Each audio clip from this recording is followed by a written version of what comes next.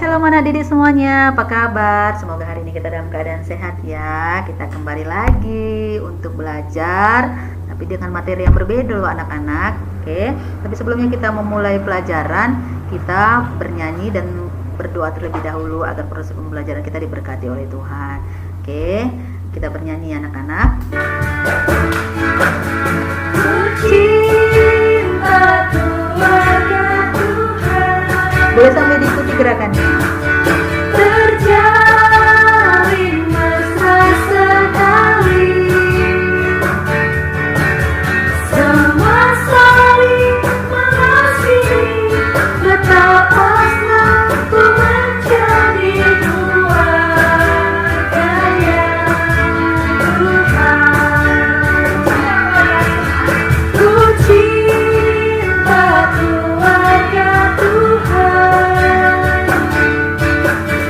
terjalin mesra sekali, semua saling mengasihi, betapa senangku menjadi keluarganya Tuhan. Semua saling mengasihi, betapa senangku menjadi keluarganya Tuhan. Oke, kita akan berdoa yang dipimpin oleh Ibu. Kita bersatu dalam doa. Bapa yang baik yang berada dalam kerajaan surga, segala puji dan syukur Tuhan kami panjatkan buat kasih dan penyertaan Tuhan yang masih boleh kami rasakan hingga pada saat hari ini. Ya Bapak, kami akan memulai proses pembelajaran kami. Kiranya Tuhan yang memberkati agar pembelajaran ini boleh berjalan dengan baik. Berkati anak-anak-Mu ini Tuhan, dengan hikmah dan kebijaksanaan kepada mereka, agar mereka boleh mengikuti pelajaran ini dengan baik dan boleh mengaplikasikannya dalam kehidupan sehari-hari. Terima kasih Tuhan Yesus, dalam Kristus Yesus kami berdoa dan mengucap syukur. Amin. Oke, kita akan memulai pembelajaran kita hari ini dengan materi keluarga yang kuat melahirkan pribadi yang kuat. Oke, silakan dibuka anak-anak Alkitabnya ya, dari Matius 7 ayat 24 sampai 27. Ibu akan bacakan untuk kalian. Setiap orang yang mendengar perkataanku ini dan melakukannya, ia sama dengan orang yang bijaksana yang mendirikan rumahnya di atas batu. Kemudian turunlah hujan dan datanglah banjir, lalu angin melanda rumah itu, tetapi rumah itu tidak rubuh sebab didirikan di atas batu. Tetapi setiap orang yang mendengar perkataanku ini dan tidak melakukannya, ia sama dengan orang yang bodoh yang mendirikan rumahnya di atas pasir. Kemudian turunlah hujan dan datanglah banjir, lalu angin melanda rumah itu sehingga rumah itu rubuh dan hebatlah kerusakannya. Kemudian sebelum kita memulai pembelajaran ini, Ibu harapkan dengan pembelajaran ini kalian yang pertama bisa memahami apa itu yang dimaksud dengan pengertian keluarga yang kuat dengan kepribadian yang kuat. Yang kemudian yang kedua, kalian bisa menganalisis sisi bacaan Matius 7 ayat 24 sampai 27, yaitu tentang bagaimana orang yang bijaksana dan orang yang bodoh. Ya, ternyata jika kita lihat pada judul materi itu keluarga yang kuat akan menghasilkan pribadi yang kuat, kita akan bisa melihat bagaimana ternyata keluarga yang kuat itu tidak akan bisa terjadi kalau terjadi perceraian. Apa itu perceraian? Yaitu adanya hubungan yang terpisah antara suami dan istri, antara satu pasangan dengan pasangan yang lain. Ini bisa disebabkan dengan berbagai banyak sebab.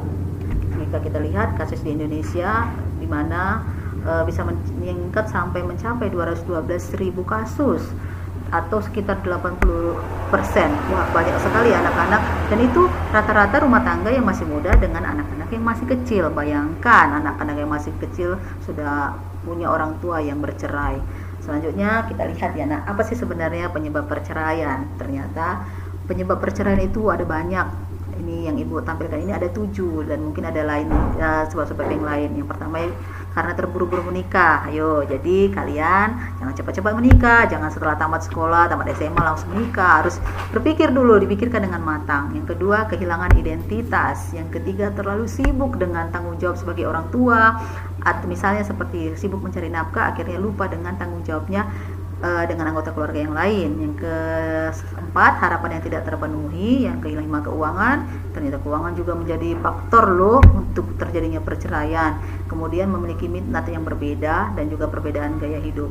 Tapi ini semua bisa teratasi jika kita berlandaskan Matius 19 ayat 6 atau mendasarkan Yesus agar menjadi fondasi untuk kita mempertahankan rumah tangga itu dan tidak egois. Itu salah satu penyebabnya, karena dibilang Matius 19 ayat 6, demikianlah mereka menjadi dua, bukan lagi satu. Karena itu apa yang dipersatukan Allah tidak boleh diceraikan oleh manusia. Ingat ya anak-anak ya, jangan sekali-sekali bercerai. Oke, yang selanjutnya kita lihat pengertian keluarga yang kuat. Apa sih yang dimaksud dengan keluarga yang kuat? Keluarga yang kuat itu adalah keluarga yang mampu berlandaskan Yesus atau mendasarkan Yesus sebagai fondasi di dalam rumah tangga, dan juga bisa seperti Matius 7 ayat 24 yang bisa mendirikan rumah itu di atas dasar batu yang kokoh, bukan di atas pasir. Jadi haruslah berdasarkan Yesus, karena ketika kita mengandalkan Yesus maka kita akan mampu melewati berbagai persoalan dan tetap kokoh serta memperoleh keselamatan yang kekal. Oke, selanjutnya tentang kepribadian yang kuat. Setelah kita memiliki keluarga yang kuat, kita harus juga memiliki kepribadian yang kuat. Bagaimana untuk agar fondasi keluarga kita menjadi kuat? Maka kita harus membiasakan kebiasaan rohani. Apa itu kebiasaan rohani? Pertama, secara pribadi dan secara keluarga, baik itu pagi, siang, hari, kita juga pagi, siang, dan malam hari kita juga harus tekun membaca firman Tuhan ataupun Alkitab. Yang kedua, melakukan persekutuan bersama. Yang ketiga, melakukan perjamuan kudus. Dan keempat, berdoa bersama untuk kepentingan pribadi, sesama, dan gereja. Jadi ketika kita bisa melakukan ini, fondasi ini, maka kita akan memiliki kepribadian yang kuat. Selanjutnya, ini Ibu ada memberikan langkah-langkah untuk melakukan ibadah, baik itu pagi, siang, hari, dan malam. Pagi hari itu 10 menit beribadah bersama dengan keluarga, dengan membaca firman Tuhan, dengan baca renungan, atau juga bisa dengan penjelasan singkat. Yang kedua, siang hari dengan berdoa dan juga menghafal doa Bapa kami, dan juga membaca Matius 22 ayat 37 sampai 39. Yang ketiga juga bisa dengan bersama keluarga membaca Alkitab dan merefleksikan apa yang terjadi pada hari itu. Yang selanjutnya, untuk menjadi pribadi Kristen yang kuat itu atau keluarga yang kuat itu ternyata juga harus berdasarkan aspek-aspek karakter bangsa. Apa saja aspeknya itu? Kita lihat, ada itu yang pertama religius, ada jujur, ada toleransi, ada disiplin, ada kerja keras, dan lain sebagainya yang bisa kalian lihat ya di slide ini. Dan pasti semua sudah mengerti karena itu, dan sudah kita kita alami dalam kehidupan sehari-hari, dan kita juga sudah mengerti itu ya anak-anak ya. Jika tidak ada yang mengerti, nanti boleh ditanyakan kepada Ibu. Selanjutnya, dari semua slide ini kita bisa simpulkan bahwa untuk membangun fondasi kuat di dalam keluarga, maka kehidupan Kristen harus bergerak ke arah Kristus. Artinya harus memiliki hubungan yang terikat dengan Kristus, harus berlimpah dengan syukur, harus menjadikan firman Tuhan dan mempraktikkan dalam kehidupan sehari-hari, harus bisa juga berdoa bersama dengan pribadi dan gereja, juga harus bisa menanamkan karakter bangsa. Sehingga ketika kita semua, anak-anak didik semua bisa untuk melakukan itu di dalam keluarganya dan juga mengajak anggota keluarga lain untuk melakukan itu, maka akan tercipta keluarga Kristen yang kuat dan melahirkan pribadi yang kuat dan tidak mudah terguncang oleh arus zaman sekarang, dan bisa mempertahankan rumah tangga dan tidak terjadi perceraian. Oke, demikianlah pelajaran kita hari ini.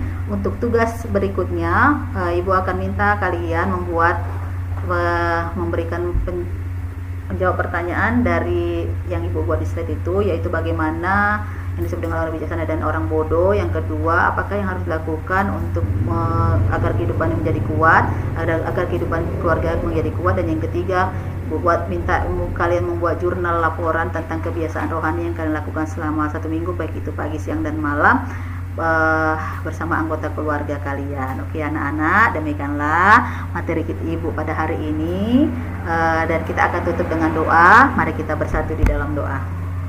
Bapa yang baik yang bertata dalam kerajaan surga, terima kasih Tuhan karena kami boleh melaksanakan pembelajaran kami hari ini. Apapun yang kami pelajari hari ini ya Tuhan, biar kiranya Tuhan berkati agar kiranya kami boleh menerapkan di dalam kehidupan kami sehari-hari, agar kami boleh memiliki fondasi yang kuat sehingga terciptalah keluarga yang kuat akan menghasilkan pribadi yang kuat. Terima kasih Tuhan Yesus, kami serahkan seluruh aktivitas kami ke dalam tangan Tuhan, dalam Kristus Yesus kami berdoa dan bersyukur, amin. anak-anak, kita akan bertemu di minggu depan. Shalom.